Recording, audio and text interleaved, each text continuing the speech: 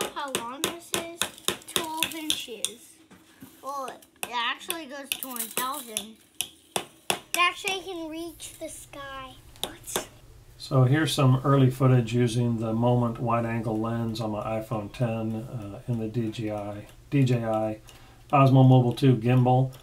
I rushed to install it because I wanted to get out here in the garage and catch these guys working.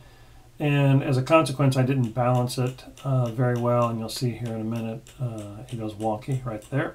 And that's the consequence of not getting it balanced correctly. Also, the motor got pretty hot when I did that. Here you can see in this shot that you can actually see on the right hand side of the screen the gimbal. And again, you have to be careful how you mount it so that you don't see that gimbal. Here you don't see it. I didn't change the mount. It's just the angle of the shot, I suppose. I shoot in 4K, so I can always zoom in a little bit to remove that, and that's probably what I'll do when this does happen. But you are occasionally going to see the gimbal in the shot if you're not careful, depending upon how you're shooting it.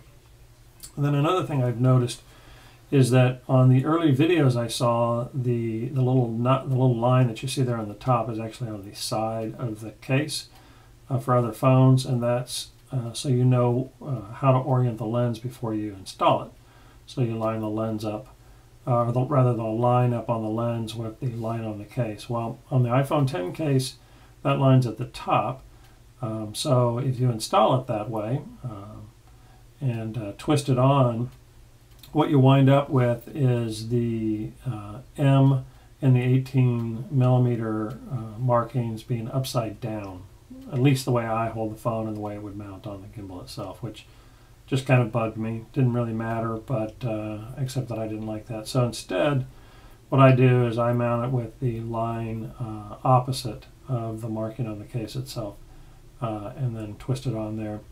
And now the 18mm and the M are right side up, how I shoot it and how I mount it on the gimbal, or how it has to be mounted on the gimbal. The other thing that I did that I thought you might find interesting is I took half of the case that the DJI Osmo comes in, and I got some industrial strength 3M Velcro that I bought years ago, and I just keep around for stuff like this.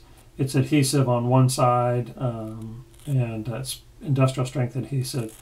And I just cut strips and attached it to this foam case so that I could keep the gimbal in the case when I'm not using it. And it easily then will just slide back into my backpack when I'm not using it. Also, you might want to add a little Bluetooth adapter to fire off shots or start video, because if you've attached it to the gimbal and you want to get a shot like a panoramic or something and you want to be in the shot, you need to be able to remotely start it. And here's some final footage from the gimbal, and I'll leave you with that and the Moment lens on the iPhone 10. Take it easy. Bye-bye.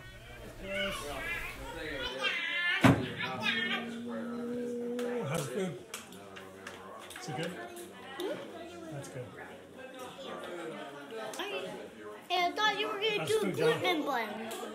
Jonah, I know you still eat gluten. Do you still eat gluten, Jonah? I have gluten and gluten-free, I think.